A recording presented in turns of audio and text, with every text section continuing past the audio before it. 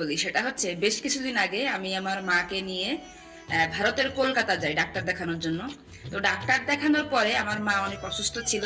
তো ডাক্তার দেখানো শেষে আমি কলকাতা শহর থেকে একটা গাড়ি ঠিক করি, যেটা হচ্ছে আমাদের বেনাপোল বর্ডারে নামাই দিবে। তো ওনার সাথে ঠিক করি 2500 রুপি দিয়ে, যে উনি এসি চালাবে আর কি। এটা আমি যখন ঠিক করি ওনাকে, তখনই আমি ঠিক করে নিয়ে আসছি বা ওনাকে বলছি বিষয়টা। উনি বলছে আচ্ছা ঠিক আছে, সমস্যা নেই, আপনার এসি চালাবো।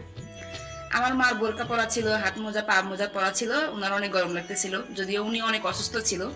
তো আমি জানি যে এমন ঘটনা আমাদের বাংলাদেশেও ঘটে, যে ড্রাইভাররা বলে যে এসি চালাবো, কিছু সময় পরে আবার যদি না বলা হয় তারা কিন্তু চোখ পাল্টে দেয় যে আপনি বলেননি বা চালাবো না, এরকম কোনো কিছু। আমি যেদিন যাই, মানে বেনাপোল থেকে আবার যাই যেদিন, সেদিনও কিন্তু 2500 রুপি দিয়ে আমি কলকাতা পর্যন্ত গেছি। উনি সারা পথে এসি চালাইছে, আর লোকটা খুবই ভালো ছিল, ব্যবহারটা অমায়িক ছিল।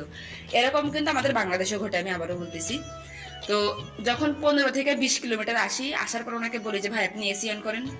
ভাই রে ভাই, এই কথা বলার পরে ওনার ব্যবহার মানে এত খারাপ ছিল।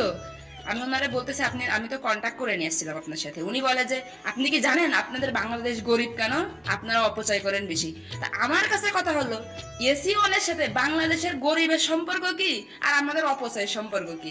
আমি জানি ইন্ডিয়ার অনেক মানুষ আমার ভিডিও দেখে, আমাকে ভালোবাসে। আমি কিন্তু আপনাদের দেশকে ছোট করার জন্য বলতেছি না, আমাদের বাংলাদেশেও ভালো খারাপ মানুষ আছে। কিন্তু ওনার ব্যবহারটা এমন ছিল, আমি একটা জিনিস খেয়াল করলাম, যারা বাংলাদেশ থেকে ইন্ডিয়ায় যে কোনো কাজে যাই, মানে ইন্ডিয়ার মানুষ মানে এত ছোট চোখে দেখে কেন? আমরা তো টাকা খরচ করেই যাই, আমরা তো ফ্রি যাইনি, ভ্যাট ট্যাক্স সবকিছু দিয়ে নিয়ম অনুযায়ী পাসপোর্ট ভিসা লাগাই যাই। কিন্তু এইভাবে ব্যবহার করার মানে মানেটা আমি আসলে বুঝলাম না। আমি এর আগে অনেকবার গেছি হচ্ছে ইন্ডিয়াতে, তো দেখছি মানে বাংলাদেশের মানুষকে মানুষ মনে করে না।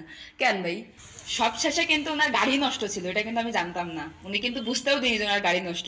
পরে অর্ধেক পথ আসার পরে গাড়ি নষ্ট হয়ে যায়, নষ্ট হয়ে যাওয়ার পরে উনি কি করলো, অন্য একটা গাড়ি ঠিক করলো। এই যে গাড়িটা ঠিক করলো করে উনি আমাদের এই গাড়িতে উঠাই দিল।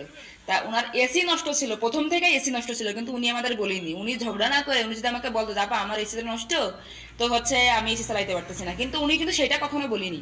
না বলে উনি আমার সাথে আমার বাংলাদেশ গরিব, আমার আমার এসিতে বসার কি বয়স হয়েছে কিনা, মানে যেগুলো মানুষকে ছোট করা যায় এমন ব্যবহার করছে।